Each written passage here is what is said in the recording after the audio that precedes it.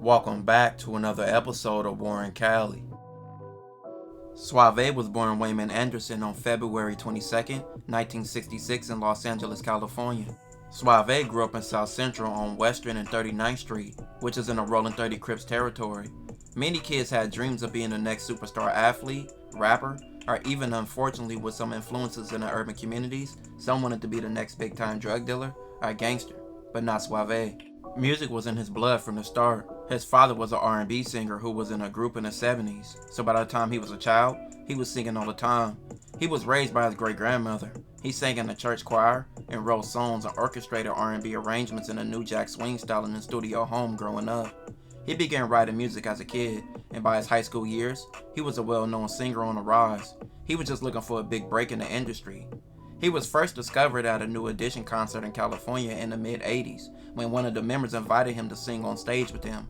After this experience, he decided this was the career route that he wanted to take.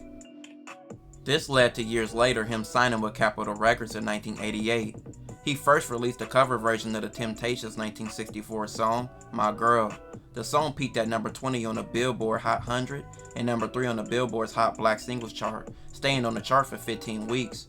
During that same year, Suavé released his debut studio album called I'm Your Playmate, which peaked at 101 on the Billboard 200 and 26 on the Billboard R&B Albums chart. The follow-up single from the album was called Shake Your Body, which peaked at number 22 on the Billboard Hot Black Singles chart, staying on the chart for 12 weeks. His last single, Don't Rush, didn't chart at all. In 1991, Suavé released his sophomore and last studio album to date, called To The Max, which failed to make any album charts, as well as the single Rock Your Boots also being a failure. With the failure of his album, this is where his life took a turn. Suavé began selling drugs to support him and his family, and over the next few years, that would lead up to 1993, the year that everything changed for him. On the morning of September 18, 1993, allegedly a tall ponytail drug dealer burst through the door of a home. He was looking for two drug addicts who owed him money. Their names were supposed to be Punch and One Arm Will. Failing to find them, the man splashed gasoline along the house and twisted a newspaper into a torch and flicked his lighter. Witnesses told police a drug addict named Robert Wellington was killed in the ensuing blaze. Several weeks later, police tracked down One Arm Will. He was carrying a business card with a 10-digit phone number. The number turned out to be registered to Suavé. Detectives included Suavé's picture in an array of photos they showed to witnesses, including Robert Wellington's brother Willock, who was badly burned in a fire. He identified Suavé as the arsonist, police reported. A woman named Patricia, who was a heroin addict and lived near the murder scene, also implicated Suavé. Detectives said she identified him from a photo as the ponytail man who showed up at her door an hour before the fire. She stated he was holding a handgun and a grenade and demanded to know the whereabouts of Punch and One Arm Will. In addition to identifying Suavé as the ponytail man, the witnesses said they saw a black Ford Explorer leave the scene of the crime, a vehicle fitting the description that was registered in Suavé's name. Prosecutors said cell phone data provided further proof of his guilt. A detective testified that around the time of the arson, a call was made on the phone registered in Suavé's name, and he was by a cell phone tower near the crime scene. Suavé's lawyer portrayed the prosecution's eyewitnesses as unreliable addicts. He also called the singer's hairdresser, who testified that Suavé never wore his hair in a ponytail. But the attorney did not develop an alibi defense for Suavé, who insisted he was out of state on the day of the killing. Suavé said he traveled frequently as an entertainer and could not recall his exact whereabouts, but was confident that his credit card records would show he was not in California.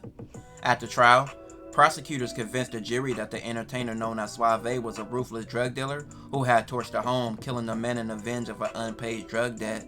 Suavé was sentenced to life in prison without parole for first-degree murder in 4 days deliberation. After being sentenced, Suavé was said not to be stable and in bad mental health. While in jail, he told police that Suge Knight sent him to kill Biggie, which wouldn't make any sense because he was already in jail by this time and had been for years. Police gave him a lie detector test, which he failed. He continued to lie more about Suge Knight, in which they had no chance to even have talked or even met, with both being in jail at different times or never even running into each other at court. By 2002, he began filing for appeals. He believed his lawyer never was working in his interests and was only setting him up. That lawyer was recommended by Keefe D, he stated, who was involved in Tupac's death. He also blamed his cellmate Michael Robinson, who was an FBI informant for the Suge Knight plan, along with police officers. He stated he was offered a portion of any settlement if he testified that the former police officer Rafael Perez told him that Officer David Mack was involved in Biggie's death. Both Mack and Perez have long denied any involvement in the March 9, 1997 murder of the New York rapper known as Biggie Smalls. After over a decade behind bars, by 2007, Suavé recanted everything he ever said about the Biggie case. That same year, he asked the State Court of Appeals to throw out his conviction, contending new evidence showing that he had never committed the crime. Two witnesses who identified him at the trial as the arsonist gave sworn statements saying that they lied under pressure from the police. Suavé's defense team also produced travel receipts and sworn witness statements that indicated he was in Jackson, Mississippi visiting his sister at the time of the killing. A preacher in Mississippi also stated that he seen Suavé there.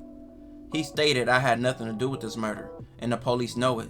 Suavé, who was 40 at the time, said during an interview at Corcoran State Prison, "My son was 6 when they locked me up. Last year, he graduated from high school. Have you any idea how long that is?" Deputy District Attorney Ann Ingalls, who prosecuted him, declined to discuss his court petition, but she said she remained convinced of his guilt.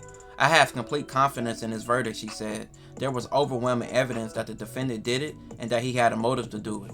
One witness, Patricia, later stated, "I have never seen Wayman Anderson until detectives put out a photo lineup and took a pen and circled his photo."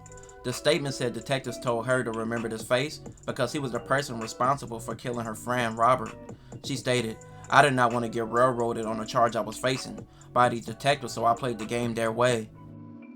The other witness, Willock, said in his statement, detectives pressured him to identify Suavé, even though he was unsure he was the killer. He continued by saying he should have followed his first mind and said, "I was not sure, but detectives told me it was him. I know I had made a great mistake. I was trying to save my own skin." After several failed appeals, he would come back with several more claims that seemed crazy. Whose names I won't mention during this recording because they're street cats, tried to offer me money. One of the guys who was an officer from Compton at one time, as everyone knows, who was Reggie Wright Jr., as well as Dr. Dre, offered me money to lure Suge with Terry Carter to the town's parking lot because they wanted to kill him. So there was money placed on the table for Suge to be killed. Dr. Dre said that Suge was a thorn in his side and he wanted him out of there. Asked Terry, I said, "Terry, I can't do that. You know me and Suge is like brothers." He said, "Look, man, I'm behind on my house note as well as my children's life insurance policy that I need to pay this life insurance." He said, "Please do this for me, that they're willing to get you a lawyer." He said Reggie had cash money that he was willing to take to my family to pay me to help lure Suge to that parking lot. So as much as it hurts to do, I don't want to go into all the names, but I want Reggie and all those to know, as well as Snoop is involved with this and other rappers who wanted Suge taken out. Suavé is still in prison and has stage 4 cancer and is now in a wheelchair, which all his appeals have been denied.